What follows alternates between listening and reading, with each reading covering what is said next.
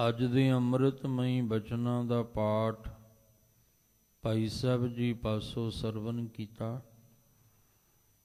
ਪਵਿੱਤਰ ਬਾਣੀ ਦੀ ਵਿਚਾਰ ਦੇ ਨਾਲ ਸਾਂਝ ਪਾਉਣ ਵਾਸਤੇ ਜੋ ਸਮਾਂ ਪ੍ਰਾਪਤ ਹੋ ਰਿਹਾ ਹੈ, ਮਨ ਬਿਰਤੀਆਂ ਨੂੰ ਇਕਾਗਰ ਕਰਦੇ ਹੋਏ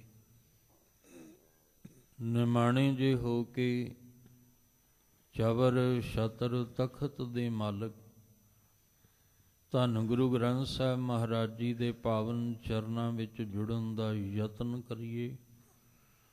ਸਤਿਗੁਰੂ ਜੀ ਅੰਮ੍ਰਿਤਮਈ ਬਾਣੀ ਦੇ ਰਾਹੀਂ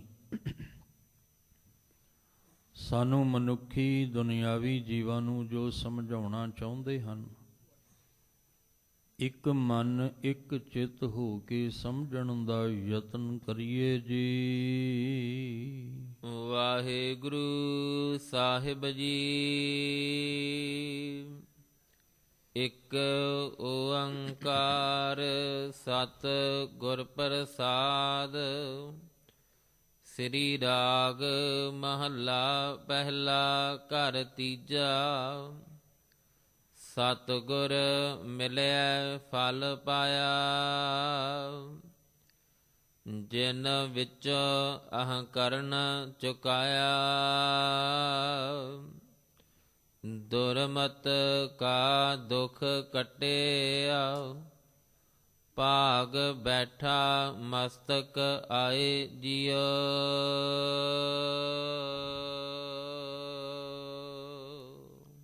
ਆਪ ਜੀ ਰੋਜ਼ਾਨਾ ਇਸ ਅਸਥਾਨ ਤੋਂ ਅੰਮ੍ਰਿਤਮਈ ਬਾਣੀ ਦੀ ਲੜੀਵਾਰ ਸ਼ਬਦ ਵਿਚਾਰ ਦੇ ਨਾਲ ਜੁੜਦੇ ਆ ਰਹੇ ਹੋ।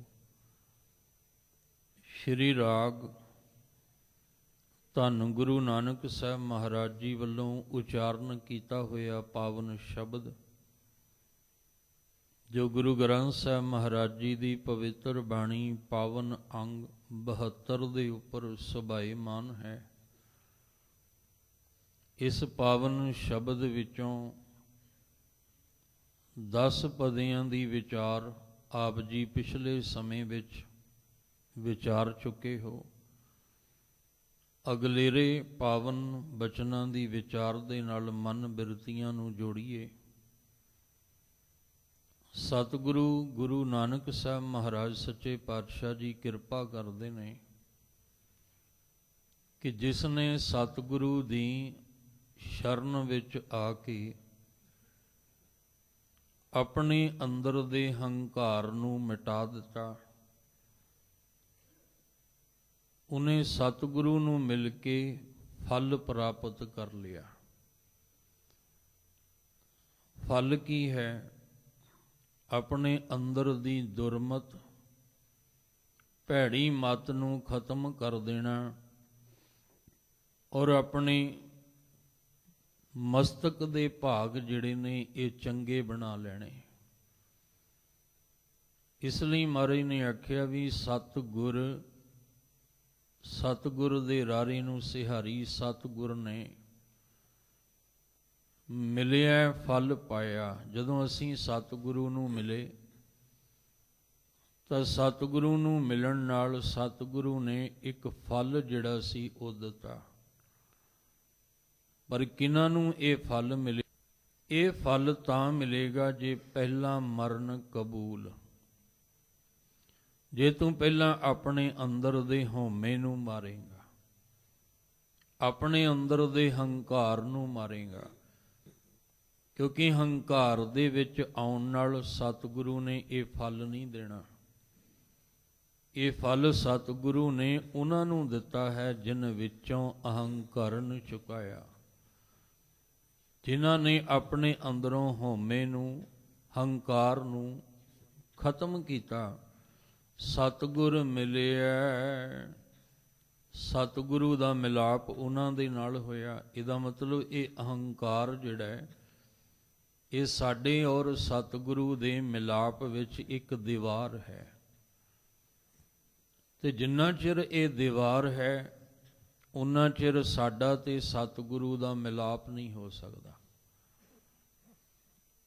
ਜੇ ਅਸੀਂ ਸਤਿਗੁਰੂ ਨੂੰ ਮਿਲਣਾ ਹੈ ਤਾਂ ਸਾਨੂੰ ਇਹ ਹੰਕਾਰ ਦੀ ਦੀਵਾਰ ਤੋੜਨੀ ਪੈਣੀ ਹੈ। ਸਾਨੂੰ ਇਹ ਕੂੜ ਦੀ ਪਾਲ ਜਿਹੜੀ ਹੈ ਇਹ ਤੋੜਨੀ ਪਏਗੀ। ਤੇ ਜਿਨ੍ਹਾਂ ਨੇ ਫਿਰ ਆਪਣੇ ਅੰਦਰੋਂ ਹੰਕਾਰ ਨੂੰ ਮਿਟਾਇਆ, ਸਤਿਗੁਰ ਮਿਲਿਆ ਫਲ ਪਾਇਆ, ਉਹਨਾਂ ਨੇ ਫਿਰ ਸਤਿਗੁਰੂ ਦੇ ਮਿਲਾਪ ਵਿੱਚ ਫਲ ਦੀ ਜਿਹੜੀ ਹੈ ਉਹ ਪ੍ਰਾਪਤੀ ਕਰ ਲਈ। ਸਤਿਗੁਰੂ ਨੇ ਉਹਨਾਂ ਨੂੰ ਸਫਲ ਫਲ ਜਿਹੜਾ ਸੀ ਉਹ ਦਿੱਤਾ। ਫਲ ਇਹ ਬਾਹਰ ਵਾਲੇ ਨਹੀਂ, ਕਿਉਂਕਿ ਸਾਨੂੰ ਬਾਹਰ ਦੇ ਫਲ ਦਾ ਵੀ ਇੱਕ ਭਰਮ ਪਾ ਦਿੱਤਾ। ਅਸੀਂ ਬਾਹਰ ਦਾ ਫਲ ਆਪਣੀ ਝੋਲੀ ਵਿੱਚ ਪਵਾ ਕੇ ਬੜੇ ਖੁਸ਼ ਹੋ ਕੇ ਚਲੇ ਗਏ। ਇਹ ਜਿਹੜੇ ਬਾਹਰੀ ਫਲ ਨੇ ਇਹ ਕੇਵਲ ਬਾਹਰ ਦੀ ਝੋਲੀ ਵਿੱਚ ਪਵਾ ਕੇ ਅਸੀਂ ਖੁਸ਼ ਹੋ ਕੇ ਤਾਂ ਚਲੇ ਗਏ, ਪਰ ਜਿਹੜਾ ਅਸਲ ਫਲ ਸਤਿਗੁਰੂ ਕੋਲੋਂ ਮਿਲਣਾ ਸੀ ਉਹਦੇ ਤੋਂ ਤਾਂ ਅਸੀਂ ਵਾਂਝੇ ਰਹਿ ਗਏ। ਇੱਕ ਭਰਮ ਸਾਡੇ ਜੀਵਨ ਵਿੱਚ ਬਣਾ ਦਿੱਤਾ ਕਿ ਆਓ ਜਿਹੜਾ ਫਰੂਟ ਵਾਲਾ ਫਲ ਹੈ ਉਹ ਝੋਲੀ ਵਿੱਚ ਪਵਾਓ ਤੇ ਖੁਸ਼ ਹੋ ਕੇ ਘਰ ਜਾਓ। ਅਸੀਂ ਇੱਥੇ ਹੀ ਆਪਣੀ ਖੁਸ਼ੀ ਜਿਹੜੀ ਹੈ ਉਹ ਬਣਾ ਕੇ ਤੇ ਚਲੇ ਗਏ। ਪਰ ਸਾਹਿਬ ਕਹਿੰਦੇ ਨਹੀਂ, ਸਤਿਗੁਰੂ ਨੇ ਇਹ ਫਰੂਟ ਵਾਲਾ ਫਲ ਨਹੀਂ ਦਿੱਤਾ। ਸਤਿਗੁਰੂ ਨੇ ਦਿੱਤਾ ਨਾਮ ਦਾ ਫਲ। ਤੇ ਜਿਨ੍ਹਾਂ ਨੂੰ ਇਹ ਨਾਮ ਦਾ ਫਲ ਮਿਲਿਆ ਉਹ ਕੌਣ ਸੀ? ਜਿਨ੍ਹਾਂ ਨੇ ਅੰਦਰੋਂ ਹੰਕਾਰ ਨੂੰ ਮਿਟਾਇਆ। ਤੇ ਜਿਨ੍ਹਾਂ ਨੂੰ ਇਹ ਫਲ ਮਿਲਿਆ ਉਹਨਾਂ ਦੇ ਜੀਵਨ ਵਿੱਚ ਫਿਰ ਬਖਸ਼ਿਸ਼ ਕਿਹੜੀ ਆਈ? ਦੁਰਮਤ ਕਾ ਦੁੱਖ ਕੱਟਿਆ। ਉਹਨਾਂ ਅੰਦਰੋਂ ਭੈੜੀ ਮੱਤ ਵਾਲਾ ਜਿਹੜਾ ਦੁੱਖ ਸੀ ਉਹ ਕੱਟਿਆ ਗਿਆ। ਦੁਰਮਤ, ਭੈੜੀ ਮੱਤ। ਜਿਹੜੀ ਸਾਡੀ ਮੱਤ ਭੈੜੀ ਸੀ, ਇਸ ਭੈੜੀ ਮੱਤ ਦੇ ਨਾਲ ਸਾਡੇ ਜੀਵਨ ਵਿੱਚ ਦੁੱਖ ਹੀ ਦੁੱਖ ਬਣਿਆ ਸੀ। ਇੱਕ ਮੱਤ ਜਦੋਂ ਹੋ ਗਈ ਤੇ ਦੁੱਖ ਪੱਲੇ ਪੈ ਗਏ। ਤੇ ਜਦੋਂ ਇਹ ਸਮੱਤ ਚੰਗੀ ਮੱਤ ਵਾਲਾ ਜੀਵਨ ਬਣਿਆ ਤੇ ਦੁੱਖ ਕੱਟਿਆ ਗਿਆ। ਹੁਣ ਇਹਨੇ ਦੁਰਮਤ ਨੇ ਨਾਸ਼ ਕਦੋਂ ਹੋਣਾ ਸੀ? ਸਤਿਗੁਰੂ ਦੇ ਚਰਨਾਂ ਵਿੱਚ ਜੁੜ ਕੇ। ਵੱਡ ਭਾਗੀ ਸਾਧ ਸੰਗ ਪ੍ਰਾਪਤ ਤਿਨ ਭੇਟਤ ਦੁਰਮਤ ਖੋਈ। ਭੇਟਤ ਦਾ ਅਰਥ ਹੈ ਮਿਲਣਾ, ਮਿਲਾਪ। ਜਦੋਂ ਗੁਰਮੁਖਾਂ ਦੀ ਸੰਗਤ ਵਿੱਚ ਆ ਕੇ ਗੁਰੂ ਸਾਹਿਬ ਜੀ ਨਾਲ ਮਿਲਾਪ ਹੋਇਆ, ਦੁਰਮਤ ਕਾ ਦੁੱਖ ਕੱਟਿਆ। ਇਹ ਜਿਹੜੀ ਭੈੜੀ ਮੱਤ ਵਾਲਾ ਦੁੱਖ ਅੰਦਰ ਬਣਿਆ ਸੀ ਇਹ ਕੱਟਿਆ ਗਿਆ। ਭਾਗ ਬੈਠਾ ਮਸਤਕ ਆਏ ਜੀਓ। ਗੁਰੂ ਨਾਨਕ ਸਾਹਿਬ ਕਹਿੰਦੇ ਆ ਫਿਰ ਮਸਤਕ ਤੇ ਚੰਗੇ ਭਾਗ ਜਿਹੜੇ ਆ ਉਹਦੇ ਜੀਵਨ ਦੇ ਬਣਦੇ ਆ। ਇਹਦਾ ਮਤਲਬ ਜਿਹੜੀ ਇਹ ਦੁਰਮਤ ਭੈੜੀ ਮੱਤ ਸੀ ਇਹਨੇ ਕਦੇ ਚੰਗੇ ਭਾਗ ਬਣਨ ਹੀ ਨਹੀਂ ਦਿੱਤੇ। ਚੰਗੇ ਭਾਗਾਂ ਵਾਲਾ ਕਦੇ ਬਣਨ ਹੀ ਨਹੀਂ ਦਿੱਤਾ ਭੈੜੀ ਮੱਤ ਨੇ। ਹੁਣ ਜਦੋਂ ਦੁਰਮਤ ਦਾ ਨਾਸ਼ ਹੋਇਆ ਤੇ ਗੁਰਮਤ ਦਾ ਪ੍ਰਕਾਸ਼ ਹੋਇਆ। ਕੁਮਤ ਤੋਂ ਜਦੋਂ ਸਮੱਤ ਵਾਲੇ ਪਾਸੇ ਆ ਗਏ, ਦੁਰਮਤ ਤੋਂ ਅਸੀਂ ਗੁਰਮਤ ਵਾਲੇ ਪਾਸੇ ਆ ਗਏ, ਤਾਂ ਫਿਰ ਇਹ ਮਸਤਕ ਦੇ ਭਾਗ ਜਿਹੜੇ ਸੀ ਕਹਿਣ ਲੱਗੇ ਇਹ ਜਾਗੇ ਨੇ। ਤੇ ਜਦੋਂ ਮਸਤਕ ਦੇ ਭਾਗ ਜਾਗਿਆ, ਸਤਿਗੁਰ ਮਿਲਿਆ, ਫਲ ਪਾਇਆ। ਇਹ ਅਸਲ ਫਲ ਜਿਹੜਾ ਸੀ ਇਹ ਸਤਿਗੁਰੂ ਨੂੰ ਮਿਲ ਕੇ ਉਹਨਾਂ ਨੂੰ ਪ੍ਰਾਪਤ ਹੋਇਆ। ਕਿਹਨਾਂ ਨੂੰ? ਜਿਨ ਵਿੱਚੋਂ ਅਹੰਕਾਰਨ ਚੁਕਾਇਆ। ਜਿਨੇ ਸਤਿਗੁਰੂ ਦੇ ਦਰ ਤੇ ਆ ਕੇ ਆਪਣੇ ਅੰਦਰ ਦੇ ਹਉਮੈ ਨੂੰ ਮੁਕਾ ਦਿੱਤਾ। ਇਹ ਵੀ ਨਹੀਂ ਕਿ ਅਸੀਂ ਪਹਿਲਾਂ ਹੰਕਾਰ ਨੂੰ ਮਿਟਾਵਾਂਗੇ ਫਿਰ ਸਤਿਗੁਰੂ ਦੇ ਦਰ ਤੇ ਆਵਾਂਗੇ। ਇਹ ਵੀ ਨਹੀਂ ਹੈ ਕਿ ਅਸੀਂ ਪਹਿਲਾਂ ਕੋਈ ਬਿਮਾਰੀ ਹੈ ਤੇ ਉਹਦਾ ਇਲਾਜ ਕਰਕੇ ਫਿਰ ਡਾਕਟਰ ਕੋਲ ਆਵਾਂਗੇ। ਜੇ ਅਸੀਂ ਬਿਮਾਰੀ ਦਾ ਇਲਾਜ ਕਰ ਹੀ ਲਿਆ ਫਿਰ ਬੰਦਾ ਕਹਿੰਦਾ ਵੀ ਹੁਣ ਡਾਕਟਰ ਕੋਲ ਜਾਣ ਦੀ ਕੀ ਲੋੜ ਹੈ। ਜੇ ਅਸੀਂ ਆਪਣੇ ਤਰੀਕੇ ਨਾਲ ਹੰਕਾਰ ਨੂੰ ਮਿਟਾ ਦਿੱਤਾ ਤੇ ਫਿਰ ਅਸੀਂ ਕਵਾਂਗੇ ਸਤਿਗੁਰੂ ਦੀ ਕੀ ਲੋੜ ਹੈ।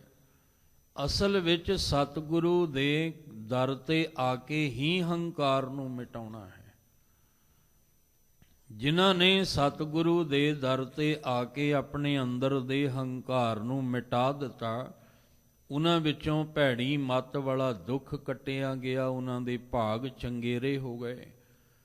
ਜਦੋਂ ਉਹਨਾਂ ਦੇ ਭਾਗ ਚੰਗੇ ਹੋਏ ਤਾਂ ਸਤਿਗੁਰ ਮਿਲਿਆ, ਫਲ ਪਾਇਆ। ਫਿਰ ਉਹ ਜਿਹੜਾ ਅਸਲ ਫਲ ਸੀ ਉਹ ਸਤਿਗੁਰੂ ਦੇ ਮਿਲਾਪ ਵਿੱਚ ਉਹਨਾਂ ਨੂੰ ਪ੍ਰਾਪਤ ਹੁੰਦਾ ਹੈ। ਅੰਮ੍ਰਿਤ ਤੇਰੀ ਬਾਣੀਆ, ਤੇਰਿਆਂ ਭਗਤਾਂ ਹਿਰਦੈ ਸਮਾਣੀਆ। ਸੁਖ ਸੇਵਾ ਅੰਦਰ ਰੱਖਿਐ, ਆਪਣੀ ਨਦਰ ਕਰਹਿ ਨਿਸਤਾਰ ਜਿਉ।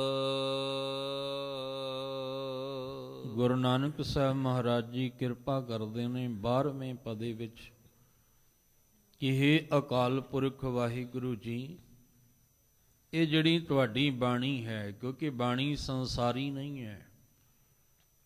ਧੁਰ ਕੀ ਬਾਣੀ ਆਈ, ਤਿਨ ਸਗਲੀ ਚਿੰਤ ਮਿਟਾਈ। ਇਹ ਬਾਣੀ ਦੁਨਿਆਵੀ ਨਹੀਂ ਹੈ। ਸਤਿਗੁਰ ਕੀ ਬਾਣੀ ਸਤ ਸਤ ਕਰ ਜਾਣਹੁ ਗੁਰ ਸਿੱਖੋ, ਹਰ ਕਰਤਾ ਆਪ ਮੂੰਹੋਂ ਕਢਾਈ। ਉਸ ਕਰਤੇ ਨੇ ਆਪ ਮੂੰਹੋਂ ਇਹ ਪਾਵਨ ਬੋਲ ਜਿਹੜੇ ਨੇ ਇਹ ਕਢਵਾਏ ਨੇ, ਇਹਨਾਂ ਦਾ ਉਚਾਰਨ ਕਰਵਾਇਆ ਹੈ। ਇਸ ਲਈ ਅੰਮ੍ਰਿਤ ਤੇਰੀ ਬਾਣੀਆਂ, ਹੇ ਵਾਹਿਗੁਰੂ ਜੀ, ਜਿਹੜੀ ਤੁਹਾਡੀ ਬਾਣੀ ਹੈ ਇਹ ਅੰਮ੍ਰਿਤ ਹੈ, ਜਿਹਦੇ ਵਿੱਚ ਆ ਕੇ ਮੌਤ ਦਾ ਭੈ ਅੰਦਰੋਂ ਖਤਮ ਹੋ ਜਾਂਦਾ ਹੈ। ਜਿਸ ਬਾਣੀ ਦਾ ਰਸ ਲੈ ਕੇ, ਅੰਮ੍ਰਿਤ ਰਸ ਲੈ ਕੇ ਅੰਦਰ ਪਰਮ ਆਨੰਦ ਵਾਲੀ ਅਵਸਥਾ ਬਣ ਜਾਂਦੀ ਹੈ। ਦੁਨੀਆ ਦੇ ਲੋਕ, ਸੰਸਾਰੀ ਲੋਕ ਜਿਸ ਭੈ ਦੇ ਵਿੱਚ ਜਿਉਂਦੇ ਨੇ, ਇਹ ਬਾਣੀ ਦਾ ਆਸਰਾ ਲੈਣ ਵਾਲੇ ਉਸੇ ਭੈ ਤੋਂ, ਡਰ ਤੋਂ ਰਹਿਤ ਹੋ ਕੇ ਜਿਉਂਦੇ ਨੇ। ਕਬੀਰ ਜਿਸ ਮਰਨੇ ਤੇ ਜਗ ਡਰੈ ਮੇਰੇ ਮਨ ਆਨੰਦ, ਉਹ ਕਹਿੰਦੇ ਨੇ ਜਿਹਨੇ ਇਹ ਅੰਮ੍ਰਿਤ ਬਾਣੀ ਦਾ ਆਸਰਾ ਲਿਆ ਉਹ ਤੇ ਆਨੰਦ ਵਿੱਚ ਹੈ, ਤੇ ਜਿਹਨੇ ਇਸ ਬਾਣੀ ਦਾ ਆਸਰਾ ਨਹੀਂ ਲਿਆ ਉਹ ਭੈ ਦੇ ਵਿੱਚ, ਡਰ ਦੇ ਵਿੱਚ ਹੈ। ਅੰਮ੍ਰਿਤ ਤੇਰੀ ਬਾਣੀਆਂ, ਇਹ ਵਾਹਿਗੁਰੂ ਜੀ ਤੁਹਾਡੀ ਬਾਣੀ ਅਮਰ ਕਰ ਦੇਣ ਵਾਲੀ ਹੈ। ਤੇਰਿਆਂ ਭਗਤਾਂ ਹਿਰਦੈ ਸਮਾਣੀਆਂ, ਪਰ ਇਹ ਬਾਣੀ ਵਸਦੀ ਕਿਹਦੇ ਹੈ? ਜਿਹੜੇ ਤੇਰੇ ਭਗਤ ਹੁੰਦੇ ਨੇ, ਭਗਤੀ ਕਰਨ ਵਾਲੇ ਜਿਹੜੇ ਹੁੰਦੇ ਨੇ, ਜਿਨ੍ਹਾਂ ਵਿੱਚੋਂ ਭਰਮ ਮਿਟ ਗਿਆ, ਜਿਨ੍ਹਾਂ ਨੇ ਗਿਆਨ ਲੈ ਕੇ ਮੋਹ ਮਾਇਆ ਦਾ ਤਿਆਗ ਕੀਤਾ ਹੈ। ਇਹ ਅੰਮ੍ਰਿਤ ਬਾਣੀ ਉਹਨਾਂ ਦੇ ਹਿਰਦੇ ਵਿੱਚ ਵਸਦੀ ਹੈ। ਅੰਮ੍ਰਿਤ ਤੇਰੀ ਬਾਣੀਆਂ, ਇਸੇ ਲਈ ਮਹਾਰਾਜ ਨੇ ਹੋਕਾ ਦਿੱਤਾ ਸੀ ਕਿ ਸੱਚੀ ਬਾਣੀ ਨਾਲ ਜੁੜੋਗੇ ਤੇ ਅੰਮ੍ਰਿਤ ਮਿਲੇਗਾ, ਅਮਰ ਹੋ ਜਾਓਗੇ। ਜੇ ਕੱਚੀ ਬਾਣੀ ਨਾਲ ਜੁੜੋਗੇ ਤੇ ਫਿਰ ਅੰਮ੍ਰਿਤ ਰਸ ਨਹੀਂ ਮਿਲਣਾ, ਫਿਰ ਤੁਸੀਂ ਅਮਰ ਨਹੀਂ ਹੋ ਸਕਦੇ, ਮੌਤ ਦੇ ਭੈ ਵਿੱਚੋਂ ਦੀ ਨਿਕਲ ਨਹੀਂ ਸਕਦੇ। ਇਸ ਲਈ ਸਾਹਿਬ ਜੀ ਨੇ ਆਖਿਆ ਵੀ ਤੁਹਾਨੂੰ ਅੰਮ੍ਰਿਤ ਬਾਣੀ ਦਾ ਰਸ ਚਾਹੀਦਾ ਹੈ, ਜਿਹਨੂੰ ਪੀਣ ਦੇ ਨਾਲ ਤੁਹਾਡੇ ਜੀਵਨ ਦਾ ਹਰ ਇੱਕ ਦੁੱਖ, ਭੈ, ਡਰ ਨਾਸ਼ ਹੋ ਜਾਏਗਾ। ਅੰਮ੍ਰਿਤ ਤੇਰੀ ਬਾਣੀਆਂ, ਤੇਰਿਆਂ ਭਗਤਾਂ ਹਿਰਦੈ ਸਮਾਣੀਆਂ। ਆਵੋ ਸਿੱਖ ਸਤਿਗੁਰੂ ਕੇ ਪਿਆਰਿਓ, ਗਾਵੋ ਸੱਚੀ ਬਾਣੀ। ਬਾਣੀ ਤਾਂ ਗਾਵੋ, ਗੁਰੂ ਕੇਰੀ ਬਾਣੀਆਂ ਸਿਰ ਬਾਣੀ। ਇਹ ਸਿਰਮੌਰ ਬਾਣੀਆਂ ਵਿੱਚੋਂ ਬਾਣੀ ਹੈ ਜਿਹੜੀ ਭਗਤਾਂ ਦੇ ਹਿਰਦਿਆਂ ਦੇ ਵਿੱਚ ਵਸਦੀ ਹੈ। ਸੁਖ ਸੇਵਾ ਅੰਦਰ ਰੱਖਿਐ, ਰੱਖੇ ਖੱਕੇ ਨੂੰ ਸਿਹਾਰੀ, ਐੜੇ ਨੂੰ ਦੁਲਾਮਾ ਨੇ। ਜਿਨ੍ਹਾਂ ਨੇ ਸੁਖ ਦੇਣ ਵਾਲੀ ਸੇਵਾ ਦੀ ਭਾਵਨਾ ਨੂੰ ਆਪਣੇ ਅੰਦਰ ਰੱਖਿਆ ਹੈ। ਸੁਖ ਸੇਵਾ ਅੰਦਰ ਰੱਖੇ ਹੈ, ਜਿਨ੍ਹਾਂ ਨੇ ਸੁਖ ਦੇਣ ਵਾਲੀ, ਕਿਉਂਕਿ ਸਤਿਗੁਰ ਕੀ ਸੇਵਾ ਸਫਲ ਹੈ। ਗੁਰ ਸੇਵਾ ਤੇ ਸੁਖ ਉਪਜੈ, ਫਿਰ ਦੁੱਖ ਨਾ ਲੱਗੇ ਆਏ। ਕਹਿੰਦੇ ਜਿਨ੍ਹਾਂ ਨੇ ਸੁਖ ਦੇਣ ਵਾਲੀ ਸੇਵਾ ਨੂੰ, ਉਹਦੀ ਭਾਵਨਾ ਨੂੰ ਆਪਣੇ ਅੰਦਰ ਰੱਖਿਆ ਹੈ, ਆਪਣੀ ਨਦਰ ਕਰਹਿ ਨਿਸਤਾਰ ਜਿਉ, ਫਿਰ ਉਹਨਾਂ ਉੱਤੇ ਉਹ ਮਾਲਕ ਆਪਣੀ ਨਦਰ ਕਰਦਾ ਹੈ। ਉਹਦੀ ਜਦੋਂ ਰਹਿਮਤ ਭਰੀ ਨਦਰ ਹੁੰਦੀ ਹੈ, ਫਿਰ ਬੇਨਤੀ ਕਰਾਂ ਕਿਹਨਾਂ ਉੱਤੇ ਹੁੰਦੀ ਹੈ? ਸੁਖ ਸੇਵਾ ਅੰਦਰ ਰੱਖੀਐ। ਜਿਹੜੇ ਆਪਣੇ ਅੰਦਰ ਸੇਵਾ ਦੀ ਭਾਵਨਾ ਰੱਖਦੇ ਆ, ਬਾਹਰੋਂ ਫਾਰਮੈਲਿਟੀ ਨਹੀਂ, ਦਿਖਾਵਾ ਨਹੀਂ। ਕਿਉਂਕਿ ਜਿਹੜਾ ਬਾਹਰੋਂ ਸਿਰਫ ਦਿਖਾਵਾ ਹੀ ਕਰ ਰਿਹਾ ਹੈ, ਉਹਦੇ ਅੰਦਰ ਭਾਵਨਾ ਨਹੀਂ, ਤੇ ਜਿਹਦੇ ਅੰਦਰ ਭਾਵਨਾ ਹੈ ਉਹ ਦਿਖਾਵਾ ਨਹੀਂ ਕਰਦਾ। ਜਿਨ੍ਹਾਂ ਨੇ ਆਪਣੇ ਅੰਦਰ ਹਿਰਦੇ ਦੇ ਵਿੱਚ ਸੁਖ ਦੇਣ ਵਾਲੀ ਸੁਖਦਾਈ ਸੇਵਾ ਦੀ ਭਾਵਨਾ ਨੂੰ ਰੱਖਿਆ, ਫਿਰ ਮਾਲਕ ਨੇ ਉਹਨਾਂ ਉੱਤੇ ਆਪਣੀ ਨਜ਼ਰ ਕੀਤੀ। ਜਦੋਂ ਮਾਲਕ ਨੇ ਆਪਣੀ ਰਹਿਮਤ ਭਰੀ ਨਜ਼ਰ ਉਹਨਾਂ ਤੇ ਕੀਤੀ ਹੈ, ਉਹਨਾਂ ਦਾ ਫਿਰ ਨਿਸਤਾਰਾ ਹੋ ਗਿਆ। ਉਹ ਇਸ ਭਵਜਲ ਵਿੱਚੋਂ ਦੀ ਉਹਨਾਂ ਦਾ ਕਹਿੰਦੇ ਪਾਰ ਉਤਾਰਾ ਹੋ ਜਾਂਦਾ ਹੈ। ਆਪਣੀ ਨਦਰ ਕਰੇ ਨਿਸਤਾਰ ਜੀਓ, ਉਹਨਾਂ ਦੀ ਸੇਵਾ ਨੂੰ ਫਲ ਲਾ ਕੇ, ਸਤਿਗੁਰ ਕੀ ਸੇਵਾ ਸਫਲ ਹੈ ਜੇ ਕੋ ਕਰੇ ਚਿਤ ਲਾਏ, ਮਨ ਚਿੰਦਿਆਂ ਫਲ ਪਾਵਣਾ ਹੋਮੈ ਵਿੱਚੋਂ ਜਾਏ। ਸਾਹਿਬ ਕਹਿੰਦੇ ਫਿਰ ਉਸ ਮਾਲਕ ਦੀ ਨਦਰ ਹੁੰਦੀ ਹੈ, ਜਿਹਦੇ ਨਾਲ ਇਸ ਭਵਜਲ ਵਿੱਚੋਂ ਪਾਰ ਉਤਾਰਾ ਹੋ ਜਾਂਦਾ ਹੈ। ਸਤਿਗੁਰ ਮਿਲਿਆ ਜਾਣੀਐ, ਜਿਤ ਮਿਲਿਆ ਨਾਮ ਵਖਾਣੀਐ। ਸਤਿਗੁਰ ਬਾਝ ਨਾ ਪਾਇਓ, ਸਭ ਥਕੀ ਕਰਮ ਕਮਾਏ ਜਿਉ। ਹੁਣ ਜਿਹੜਾ ਵੀ ਸਤਿਗੁਰੂ ਦੇ ਦਰ ਤੇ ਆਉਂਦਾ ਹੈ, ਆ ਕੇ ਕੋਈ ਮੱਥਾ ਟੇਕ ਕੇ ਚਲਾ ਜਾਂਦਾ ਹੈ, ਕੋਈ ਬੈਠ ਕੇ, ਕੋਈ ਕੀਰਤਨ, ਕੋਈ ਕਥਾ, ਕੋਈ ਪਾਠ ਕਰਕੇ ਜਾਂਦਾ ਹੈ, ਪਰ ਜਾਣ ਵਾਲੇ ਸਾਰੇ ਹੀ ਕਹਿੰਦੇ ਨੇ ਮੈਂ ਸਤਿਗੁਰੂ ਨੂੰ ਮਿਲ ਕੇ ਆਇਆ। ਪਰ ਗੁਰੂ ਨਾਨਕ ਸਾਹਿਬ ਜੀ ਕਹਿੰਦੇ ਸਤਿਗੁਰ ਮਿਲਿਆ ਜਾਣੀਐ। ਅਸਲ ਵਿੱਚ ਉਹ ਮਿਲਿਆ ਹੈ ਸਤਿਗੁਰੂ ਨੂੰ। ਜਾਣੋ ਵੀ ਕੌਣ ਮਿਲਿਆ ਸਤਿਗੁਰੂ ਨੂੰ। ਸਤਿਗੁਰੂ ਨੂੰ ਅਸਲ ਵਿੱਚ ਉਹ ਮਿਲਿਆ ਹੈ ਜਿਤ ਮਿਲਿਆ ਨਾਮ ਵਖਾਣੀਐ। ਜਿਹੜਾ ਸਤਿਗੁਰੂ ਨੂੰ ਮਿਲ ਕੇ ਜਾਂਦਾ ਨਾ, ਉਹ ਫਿਰ ਬਾਹਰ ਜਾਂਦਿਆਂ ਕਿਸੇ ਬੁਰਿਆਈ ਵਿੱਚ ਨਹੀਂ ਫਸਦਾ। ਜਿਹੜਾ ਸਤਿਗੁਰੂ ਨੂੰ ਮਿਲ ਕੇ ਜਾਂਦਾ ਨਾ, ਉਹ ਫਿਰ ਦਿਨ ਰਾਤ ਕਿਸੇ ਦੀ ਨਿੰਦਾ, ਕਿਸੇ ਦੀ ਚੁਗਲੀ ਦੇ ਵਿੱਚ ਨਹੀਂ ਫਸਦਾ। ਜਿਹੜਾ ਸਤਿਗੁਰੂ ਨੂੰ ਮਿਲ ਕੇ ਜਾਂਦਾ ਹੈ, ਉਹ ਕੀ ਕਰਦਾ ਹੈ? ਨਾਮ ਵਖਾਣੀਐ। ਉਹ ਉੱਠਦਿਆਂ ਬਹਿੰਦਿਆਂ ਸੌਂਦਿਆਂ ਜਾਗਦਿਆਂ ਪਰਮੇਸ਼ਵਰ ਦੇ ਨਾਮ ਨਾਲ ਜੁੜਿਆ ਰਹਿੰਦਾ ਹੈ। ਜਿਹੜਾ ਉੱਠਦਿਆਂ ਬਹਿੰਦਿਆਂ ਸੌਂਦਿਆਂ ਜਾਗਦਿਆਂ ਨਾਮ ਨਾਲ ਜੁੜ ਗਿਆ, ਸਾਹਿਬ ਕਹਿੰਦੇ ਉਹ ਹੈ ਸਤਿਗੁਰ ਮਿਲਿਆ ਜਾਣੀਆ। ਵੀ ਉਹ ਨੇ ਅਸਲ ਵਿੱਚ ਸਤਿਗੁਰੂ ਨੂੰ ਮਿਲੇ ਹੋਏ। ਤੇ ਜੇ ਮੇਰੇ ਵਰਗਾ ਉੱਠ ਕੇ ਸਤਿਗੁਰੂ ਦੇ ਦਰ ਤੋਂ ਬਾਹਰ ਗਿਆ, ਜਾਂਦਿਆਂ ਹੀ ਬੁਰਿਆਈ ਸ਼ੁਰੂ ਹੋ ਗਈ, ਤੇ ਇਹ ਕਿਹੜਾ ਸਤਿਗੁਰੂ ਨੂੰ ਮਿਲਣਾ ਹੈ? ਫਿਰ ਅਸੀਂ ਸਤਿਗੁਰੂ ਕੋਲ ਆਏ ਤਾਂ ਜ਼ਰੂਰ ਸੀ, ਪਰ ਮਿਲੇ ਨਹੀਂ। ਸਤਿਗੁਰੂ ਨੂੰ ਮਿਲ ਕੇ ਬਾਹਰ ਜਾਂਦਿਆਂ ਹੀ ਕਿਸੇ ਦੀ ਬੁਰਿਆਈ ਸ਼ੁਰੂ, ਕਿਸੇ ਦੀ ਨਿੰਦਿਆ ਸ਼ੁਰੂ, ਕਿਸੇ ਦੀ ਚੁਗਲੀ ਸ਼ੁਰੂ, ਕਿਸੇ ਨੂੰ ਮਾੜਾ ਜਿਹੜਾ ਸੀ ਉਹ ਕਹਿਣ ਲੱਗ। ਇਹ ਸਾਰਾ ਕੁਝ ਜੋ ਹੈ, ਕਹਿੰਦੇ ਨੇ ਇਹ ਫਿਰ ਇਹਦਾ ਮਤਲਬ ਇਹ ਹੈ ਕਿ ਇਹ ਸਤਿਗੁਰੂ ਕੋਲ ਆਇਆ ਤਾਂ ਜ਼ਰੂਰ ਸੀ, ਪਰ ਮਿਲ ਕੇ ਨਹੀਂ ਗਿਆ। ਜਿਹੜਾ ਸਤਿਗੁਰੂ ਨੂੰ ਮਿਲ ਕੇ ਜਾਂਦਾ ਹੈ, ਸਾਹਿਬ ਕਹਿੰਦੇ ਉਹਦੇ ਜੀਵਨ ਨੂੰ ਇਸ ਤਰ੍ਹਾਂ ਜਾਣੋ ਕਿ ਜਿਤ ਮਿਲਿਆ ਨਾਮ ਵਖਾਣੀਐ। ਉਹ ਫਿਰ ਹਰ ਵੇਲੇ ਨਾਮ ਹੀ ਵਖਿਆਨ ਕਰਦਾ ਹੈ, ਭਾਵ ਹਰ ਵੇਲੇ ਨਾਮ ਦਾ ਹੀ ਉਚਾਰਨ ਕਰਦਾ ਹੈ। ਉਹ ਨਾਮ ਹੀ ਉਹਦੇ ਅੰਦਰ ਹਰ ਵੇਲੇ ਚੱਲਦਾ ਰਹਿੰਦਾ ਹੈ। ਉਠਤ ਬੈਠਤ ਸੋਵਤ ਜਾਗਤ ਇਹ ਮਨ ਤੁਝ ਹੈ ਚਿਤਾਰੇ। ਜਿਹਦਾ ਮਨ ਇਹ ਅਵਸਥਾ ਵਿੱਚ ਆ ਜਾਏ, ਉਹ ਅਸਲ ਵਿੱਚ ਸਤਿਗੁਰੂ ਨੂੰ ਮਿਲ ਕੇ ਗਿਆ।